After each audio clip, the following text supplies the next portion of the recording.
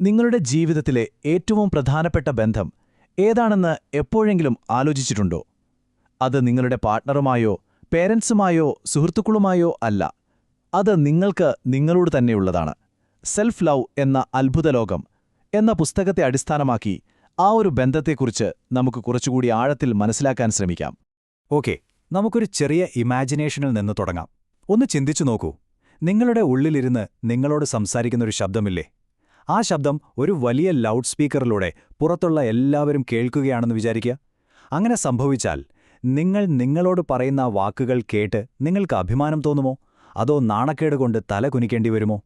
ഇതൊരു പ്രധാനപ്പെട്ട ചോദ്യമാണ്. കാരണം പുറമേക്ക് നോക്കുമ്പോൾ വളരെ സക്സസ്ഫുള്ളായ കഴിവുള്ള ഒരുപാട് ആളുകൾ, അവർ യഥാർത്ഥത്തിൽ ഒരു യുദ്ധത്തിലാണ്. ഒരു കാണാത്ത യുദ്ധം.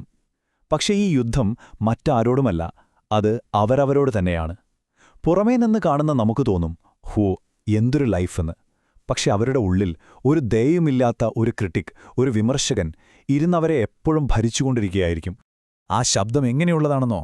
അതെപ്പോഴും പറയും, ഇതൊന്നും പോരാ, ഇനിയും ചെയ്യണം. അതിനൊരു വിശ്രമവുമില്ല. നിങ്ങൾ എത്ര വലിയ വിജയം നേടിയാലും ശരി, ഒരു നിമിഷം പോലും അത് ആസ്വദിക്കാൻ സമ്മതിക്കില്ല.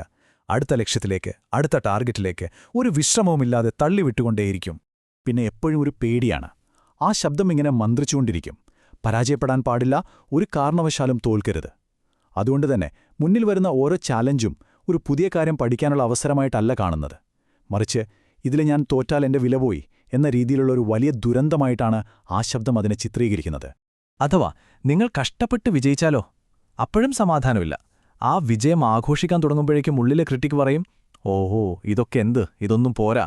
ആ നേട്ടത്തെ അപ്പത്തന്നെ അതങ്ങ് നിസ്സാരമാക്കും. എന്നിട്ട് അടുത്ത അതിലും വലിയൊരു ഗോള് മുന്നോട്ട് വയ്ക്കും. ആ ഒരു സൈക്കിൾ ഇങ്ങനെ തുടർന്നുകൊണ്ടേയിരിക്കും. ഇത് കേൾക്കുമ്പോൾ ചിലർക്ക് തോന്നാം, ഇതൊക്കെ നല്ലതല്ലേ, ഇതല്ലേ നമ്മുടെ മുന്നോട്ട് നയിക്കുന്ന മോട്ടിവേഷൻ എന്ന്. പക്ഷെ അവിടെയാണ് നമുക്ക് തെറ്റുപറ്റുന്നത്. ഇത് ആരോഗ്യകരമായ മോട്ടിവേഷനല്ല, ഇത് സ്വയം നശിപ്പിക്കുന്ന ഒരു തരം പ്രഷറാണ്. ഈ പുസ്തകം പറയുന്ന പ്രധാനപ്പെട്ട ഒരു കാര്യം, ഈ രണ്ടും തമ്മിൽ വലിയൊരു വ്യത്യാസമുണ്ട് എന്നതാണ്.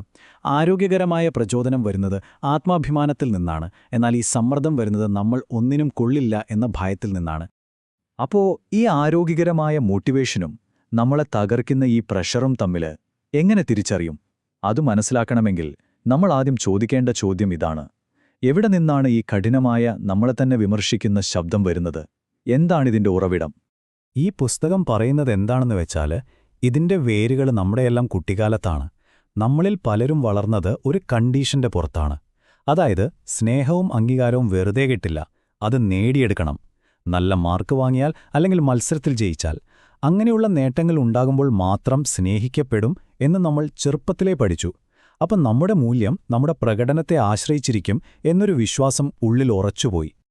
ഈ കുട്ടിക്കാലത്തെ അനുഭവങ്ങളൊക്കെ നമ്മളെ സ്വാധീനിക്കുന്നു എന്ന് പറയുന്നത് വെറുതെ ഒരു ഫിലോസഫി മാത്രമല്ല കേട്ടോ. ഇതിന് പിന്നിൽ കൃത്യമായ സയൻസുണ്ട്. നമ്മുടെ ഈ ആത്മസംസാരം അഥവാ സെൽഫ് ടോക്ക് എങ്ങനെയാണ് പ്രവർത്തിക്കുന്നതെന്ന് മനസ്സിലാക്കാൻ മോഡേൺ സൈക്കോളജിക്ക് നമ്മളെ സഹായിക്കാൻ പറ്റും. അതിലൊന്നാണ് ട്രാൻസാക്ഷണൽ അനാലിസിസ് അഥവാ TA. ഈ തിയറി അനുസരിച്ച് നമ്മുടെ എല്ലാം ഉള്ളിൽ ഒരു പേരന്റ്, ഒരു അഡൾട്ട്, പിന്നെ ഒരു ചൈൽഡ് എന്നിങ്ങനെ 3 ഭാഗങ്ങളുണ്ട്. നമ്മുടെ ഉള്ളിലെ ആ ക്രിട്ടിക്കൽ പേരന്റാണ് ഈ പ്രശ്നക്കാരൻ. അതാരാണെന്നോ? കുട്ടിക്കാലത്ത് നമ്മളെ വിമർശിച്ചിരുന്ന, വഴക്ക് പറഞ്ഞിരുന്ന അച്ഛനമ്മമാരുടെയോ ടീച്ചർമാരുടെയോ ശബ്ദത്തിന്റെ ഒരു റെക്കോർഡിംഗ് ആണത്. ആ പഴയ ശബ്ദം നമ്മളറിയാതെ നമ്മുടെ തലയ്ക്കകത്തിരുന്ന് റീപ്ലേ ചെയ്തുകൊണ്ടേയിരിക്കും. ഇനി മറ്റൊരു പ്രധാനപ്പെട്ട ഐഡിയയാണ് ന്യൂറോ ലിംഗ്വിസ്റ്റിക് പ്രോഗ്രാമിംഗ് അല്ലെങ്കിൽ NLP. NLP പറയുന്നത് നമ്മുടെ ബ്രെയിൻ ഒരു കമ്പ്യൂട്ടർ പോലെയാണെന്നാണ്. നമ്മൾ അതിലേക്ക് കൊടുക്കുന്ന ഭാഷ, അതായത് നമ്മുടെ ചിന്തകളും വാക്കുകളും, അതാണ് അതിൻ്റെ പ്രോഗ്രാമിംഗ് കോഡ്. പ്രധാനപ്പെട്ട കാര്യം ഇതാണ്: നമ്മൾ എന്ത് കോഡ് കൊടുക്കുന്നോ ആ കമ്പ്യൂട്ടർ അത് അതേപടി പ്രവർത്തിപ്പിക്കും. അത് നല്ലതാണോ ചീത്തയാണോ എന്ന് നമ്മുടെ ബ്രെയിൻ തർക്കിക്കാൻ നിൽക്കില്ല. അതായത്, നിങ്ങൾ നിങ്ങളോട് തന്നെ ഞാനൊരു തോൽവിയാണ് എന്ന് ആവർത്തിച്ചു പറഞ്ഞാൽ നിങ്ങളുടെ ബ്രെയിൻ അത് അക്ഷരം പ്രതി സ്വീകരിക്കും. അത് തോൽവിയുടെ ചിന്തകളെയും വഴികളെയും ബലപ്പെടുത്തും.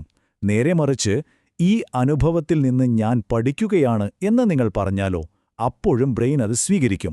പക്ഷേ ഇത്തവണ അത് വളർച്ചയ്ക്കും പുതിയ വഴികൾ കണ്ടെത്താനും നിങ്ങളെ സഹായിക്കും. അപ്പോൾ ശരി, നമ്മൾ നമ്മളോട് സംസാരിക്കുന്ന രീതി മാറ്റണമെന്ന് മനസ്സിലായി. പക്ഷേ അത് മാത്രം മതിയോ? പോരാ. ആ മാറ്റം വരണമെങ്കിൽ നമ്മൾ ആദ്യം സെൽഫ് ലവ് അല്ലെങ്കിൽ ആത്മസ്നേഹം എന്ന വാക്കിന്റെ ശരിയായ അർത്ഥം എന്താണെന്നറിയണം. കാരണം ഒരുപാട് തെറ്റിദ്ധാരണകൾ ഇതിനെക്കുറിച്ചുണ്ട്. സെൽഫ് ലവ് എന്ന് കേൾക്കുമ്പോഴേ പലരും ചിന്തിക്കുന്നത് അത് സ്വാർത്ഥതയാണ് അല്ലെങ്കിൽ അഹങ്കാരമാണ് എന്നൊക്കെയാണ്. അവനവനെ മാത്രം സ്നേഹിക്കുക എന്നൊരു നെഗറ്റീവ് അർത്ഥത്തിലാണ് പലരും അതിനെ കാണുന്നത്. എന്നാൽ ഈ പുസ്തകം കൃത്യമായി പറയുന്നു, ഇത് രണ്ടും രണ്ടാണ്. ആത്മസ്നേഹം ഒരിക്കലും സ്വാർത്ഥതയല്ല. അപ്പോൾ പിന്നെന്താണ് യഥാർത്ഥ ആത്മസ്നേഹം? ഒരു ഉദാഹരണം പറയാം. നിങ്ങളുടെ ഏറ്റവും പ്രിയപ്പെട്ടൊരു സുഹൃത്ത് ഒരു കാര്യത്തിൽ പരാജയപ്പെട്ടു എന്ന് വിചാരിക്കുക. നിങ്ങൾ അവരോട് എന്തു പറയും? സാരമില്ലടാ, ഇതൊക്കെ സംഭവിക്കും, അടുത്ത തവണ ശരിയാക്കാം എന്നൊക്കെ പറഞ്ഞ് സമാധാനിപ്പിക്കും, അല്ലേ? ആ ഒരേ അനുകമ്പ, അതേ ക്ഷമ, അതേ സ്നേഹം, അത് നിങ്ങൾ പരാജയപ്പെടുമ്പം നിങ്ങളോട് തന്നെ കാണിക്കുന്നതിനെയാണ് ആത്മസ്നേഹമെന്ന് പറയുന്നത്. അതൊരു വീക്ക്നെസ് അല്ല, അതൊരു വലിയ ആന്തരിക ശക്തിയാണ്. ഇവിടെയാണ് ഏറ്റവും മനോഹരമായൊരാശയം വരുന്നത്. നിങ്ങളുടെ മൂല്യം, നിങ്ങളുടെ വേർത്ത്, അത് നിങ്ങൾ മറ്റുള്ളവരുടെ മുന്നിൽ തെളിയിക്കേണ്ട ഒന്നല്ല, അത് നിങ്ങൾ സ്വയം തിരിച്ചറിയേണ്ട ഒന്നാണ്. ഈ ഒരു തിരിച്ചറിവ് വന്നു കഴിഞ്ഞാൽ പിന്നെ മറ്റുള്ളവരുടെ അംഗീകാരത്തിനു വേണ്ടിയുള്ള ആ ഓട്ടം അവിടെ തീരും. കാരണം നിങ്ങൾക്ക് വേണ്ട അംഗീകാരം നിങ്ങളുടെ ഉള്ളിൽ നിന്ന് തന്നെ കിട്ടിത്തുടങ്ങും. ഇതെല്ലാം കേൾക്കുമ്പോൾ ഒരു കാര്യം വ്യക്തമാണ്. നമ്മുടെ ജീവിതത്തിലെ ഏറ്റവും പ്രധാനപ്പെട്ട ബന്ധം ഏതാണ്? അത് നമുക്ക് നമ്മളോട് തന്നെയുള്ള ബന്ധമാണ്. ആ ഒരു ബന്ധമാണ് നമ്മുടെ മറ്റെല്ലാ ബന്ധങ്ങളുടെയും നമ്മുടെ സന്തോഷത്തിൻ്റെയുമെല്ലാം അടിത്തറ. ഇതൊന്ന് വ്യക്തമാക്കാൻ ഒരു കാര്യം ആലോചിച്ചു നോക്കൂ. ഒരേപോലത്തെ ഒരു പ്രതിസന്ധി, ഒരേപോലത്തെ ഒരു പ്രശ്നം, അത് നേരിടുന്ന 2 പേരുണ്ടെന്ന് വിചാരിക്കുക. അതിലൊരാൾ ആ പ്രശ്നത്തിൽ ആകെ തകർന്നു പോകുന്നു. എന്നാൽ മറ്റേയാൾ അതേ പ്രശ്നത്തിൽ നിന്ന് കൂടുതൽ ശക്തനായി പുറത്തുവരുന്നു. എന്തുകൊണ്ടായിരിക്കും ഇത്?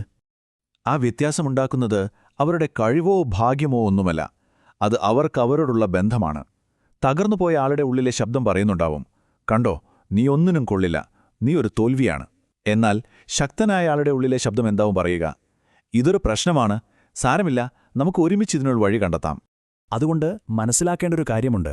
ഈ ആത്മസ്നേഹമെന്ന് പറയുന്നത് ഒരു ലക്ഷറിയല്ല, വെറുതെ ഒരു സുഖത്തിനു വേണ്ടിയുള്ള ഒന്നല്ല. അതാണ് നിങ്ങളുടെ ജീവിതത്തിലെ എല്ലാ വിജയങ്ങളുടെയും എല്ലാ സന്തോഷത്തിൻ്റെയും അടിത്തറ. ആ അടിത്തറയില്ലെങ്കിൽ നിങ്ങൾ എത്ര വലിയ നേട്ടങ്ങളുണ്ടാക്കിയാലും ഉള്ളിലൊരു ശൂന്യതയായിരിക്കും. അതേസമയം ആ അടിത്തറ ശക്തമാണെങ്കിൽ മുന്നിൽ വരുന്ന ഏത് വെല്ലുവിളിയും നിങ്ങൾക്ക് വളരാനുള്ള ഒരു അവസരമായി മാറും. അപ്പോൾ നമ്മൾ തുടങ്ങിയ ആ ചോദ്യത്തിലേക്ക് തന്നെ തിരിച്ചുവരാം. ഒന്നാലോചിച്ചു നോക്കൂ. ഒരു ദിവസം മുഴുവൻ നിങ്ങളുടെ ഉള്ളിലെ ആ സംസാരം ഒരു ലൗഡ് സ്പീക്കറിലൂടെ എല്ലാവരും കേൾക്കുകയാണെങ്കിൽ അത് കേട്ട് നിങ്ങൾക്ക് അഭിമാനിക്കാൻ പറ്റുമോ? അതോ ലോകത്തിന്റെ മുന്നിൽ നാണം കെട്ടുപോകുമോ? നിങ്ങൾ നിങ്ങളോട് സംസാരിക്കുന്ന രീതി മറ്റൊരാൾ കേൾക്കുന്നത് നിങ്ങൾക്കിഷ്ടമല്ലെങ്കിൽ അതിനർത്ഥം ആ സംഭാഷണം മാറ്റേണ്ട സമയം കഴിഞ്ഞിരിക്കുന്നെന്നാണ്.